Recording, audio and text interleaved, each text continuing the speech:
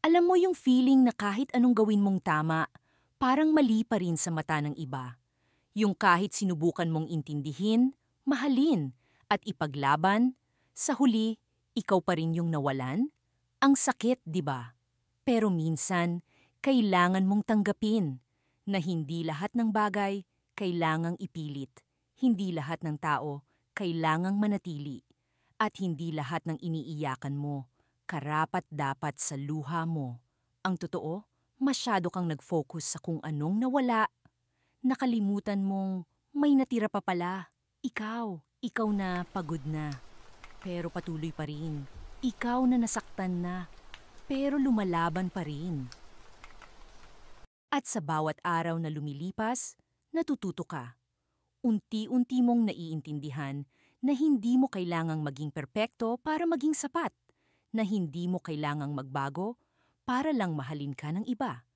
Kasi ang tunay na pagmamahal, hindi hinihingi, hindi ipinaglalaban mag-isa, at lalong hindi sinusukat sa dami ng sakripisyo.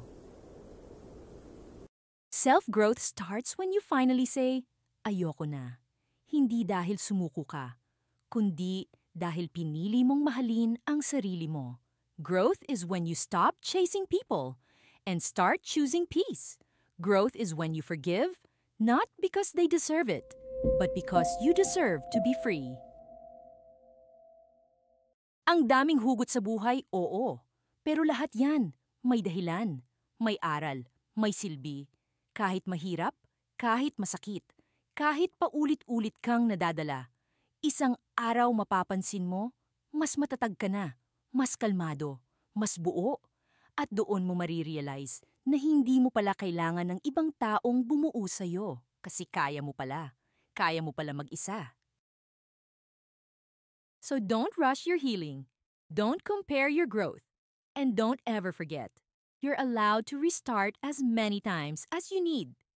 Life isn't about being okay all the time. It's about rising even after breaking and choosing yourself again and again. Kaya kung pagod ka na, pahinga ka muna. Pero huwag mong kalimutang bumangon. Kasi habang humihinga ka, may pag-asa pa. At habang natututo ka, lumalago ka. Heal, grow, choose yourself. Always. Kung nakarelate ka, like and share mo ito. Baka ito na rin ang sagot na hinihintay ng iba. Follow for more hugot and healing stories.